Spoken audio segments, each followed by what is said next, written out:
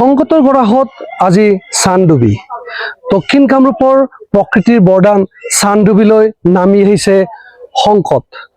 মই সতীৰ্থক দেখুৱাবলৈ অনুৰোধ জনাইছোঁ।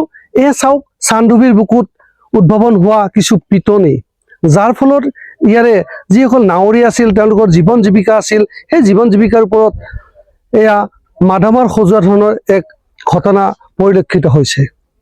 আমি জানিব পৰা মতে পৰ্যটন বিভাগে এই পিটনিসমূহ আঁতৰোৱাৰ ক্ষেত্ৰত এতিয়ালৈকে কোনো ধৰণৰ ব্যৱস্থা গ্ৰহণ কৰা নাই। প্ৰায় ৭০ গৰাকীৰ অধিক নাৱৰীয়াই তেওঁলোকৰ পৰিয়ালক এই নাও চলাই ইয়াৰ পৰা তেওঁলোকে পৰিয়াল চলাই গৈছিলে। তেওঁলোকে জানিব দিয়া মতে আজি বিগত বহু বছৰৰ পৰা তেওঁলোকে ইয়াতে যিখিনি পৰ্যটক আহে, এই পৰ্যটনস্থলীলৈ যিখিনি পৰ্যটক আহে তেওঁলোকৰ ক্ষেত্ৰত তেওঁলোকৰ এটা ইনকামৰ আহিলা আছিল এই নাওসমূহ।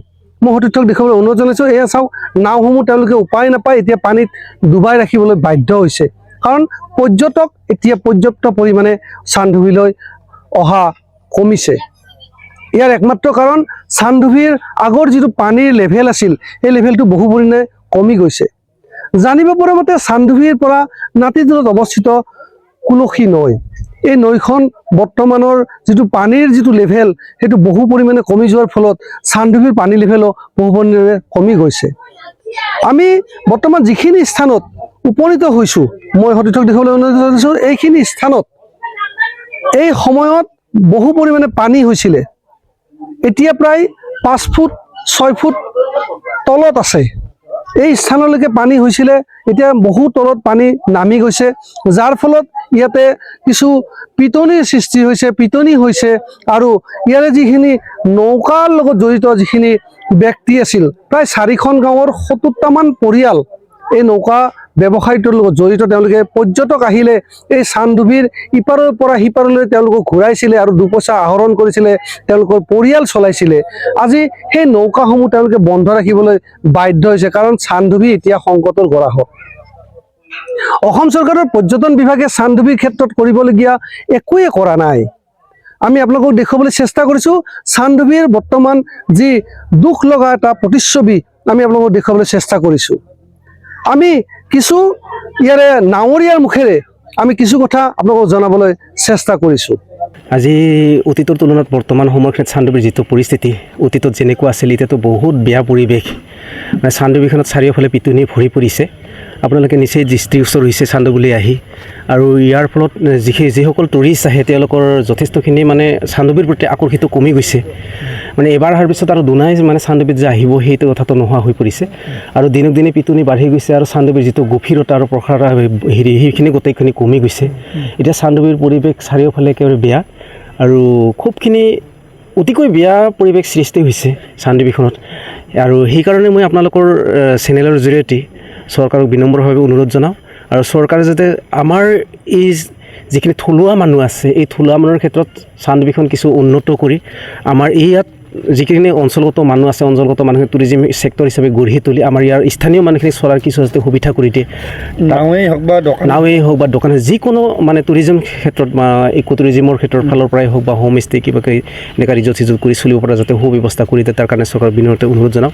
আৰু তাৰ লগতে আমাৰ যিটো অট'নমাছ কাউন্সিল আছে তেখেতসকলৰ ফালৰ পৰা আমাৰ যিটো চিফ আছিল পংকজ ৰাভা, এতিয়া বৰ্তমান বিধায়ক হৈ আছে, আমাৰ ৰাভা হাছং স্বায়ত্তশাসিত পৰিষদৰ ফালৰ পৰা কিছু কৰিব পাৰিলেহেঁতেন। তেওঁলোকেও আমাৰ যিহেতু আমাৰ ৰাভা এৰিয়া হয়, তেখেতসকলে ৰাভা হাছং অট'নমাছ কাউন্সিলৰ ফালৰ পৰাও আমাৰ চানডুবিৰ প্ৰতি আমাৰ স্থানীয় মানুহ হিচাপত কোনো ধৰণৰ পদক্ষেপ গ্ৰহণ কৰা নাই বুলি আমি ভাবোঁ।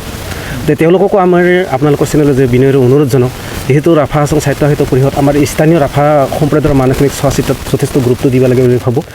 আমাৰ এই চানডুবিখনত তেওঁলোকে যাতে এই অঞ্চলত চানডুবিখনৰ কিছু জীয়াই ৰখাৰ স্বাৰ্থত, যিহেতু চানডুবিখন এটা উদ্দেশ্য আছে সেইখিনি যাতে জীয়াই ৰাখে তাৰ কাৰণে যাতে কিছু পদক্ষেপ লয়, তাৰ কাৰণে মই ৰাভা হাছং স্বায়ত্তশাসিত পৰিষদক মুখ্য সচিব ডাঙৰীয়ালৈ বিনম্ৰতে অনুৰোধ জনাইছোঁ। আমি চানডুবি নাওকা সমিতিৰ তৰফৰ পৰা ইয়াতে টুৰিজিম বিভাগ বুলি এটা বিভাগ আমি বৰ্তমান অতীতৰ পৰা বৰ্তমান সময়লৈ চানডুবিখনৰ প্ৰতি যিটো টুৰিজিমৰ মানে বিভাগটোত সম্পূৰ্ণ নীৰৱ দেখিছোঁ। তেখেতসকলে কোনো ধৰণৰ পদক্ষেপ লোৱা নাই।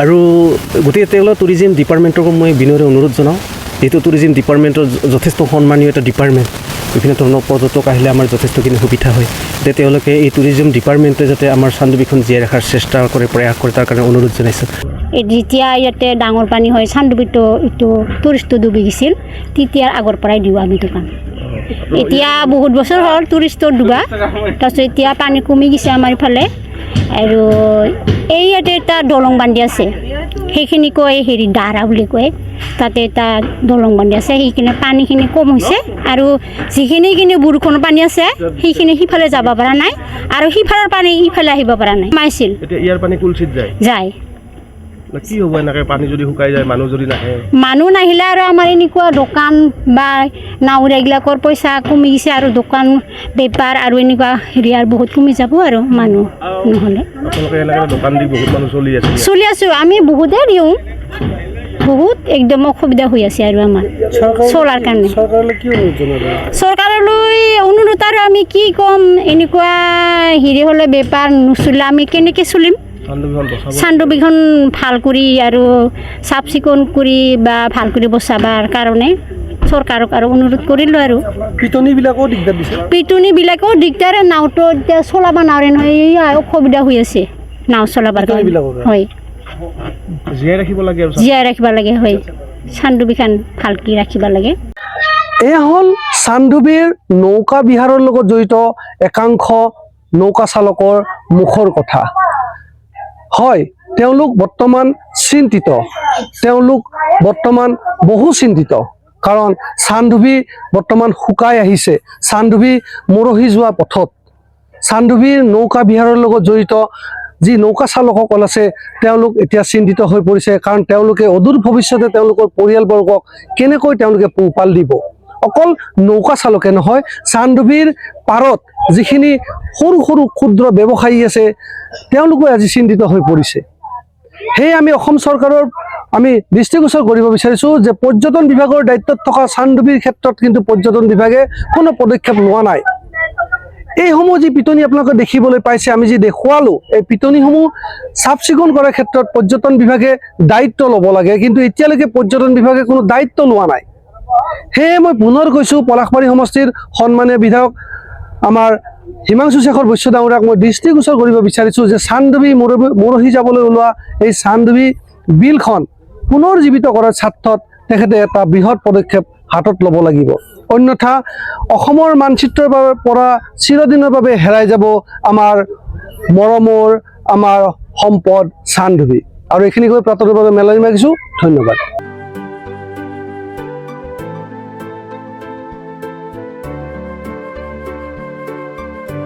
শদিয়াৰ পৰা ধুবুৰীলৈ বৰাকৰ পৰা ব্ৰহ্মপুত্ৰলৈ সকলোৰে মাজত চিনাকি এটা নাম প্ৰাতঃ টাইম থলুৱা ভাষা কৃষ্টি আৰু সত্য বাতৰিৰ আধাৰত প্ৰতিষ্ঠিত খবৰ প্ৰাতঃ টাইমৰ প্ৰতিটো বা বাতৰি পুংখানুপুংখভাৱে চাবলৈ Facebook YouTube website Twitter Instagram আৰু ব্লগাৰ পেজত লাইক আৰু ফ'ল' কৰক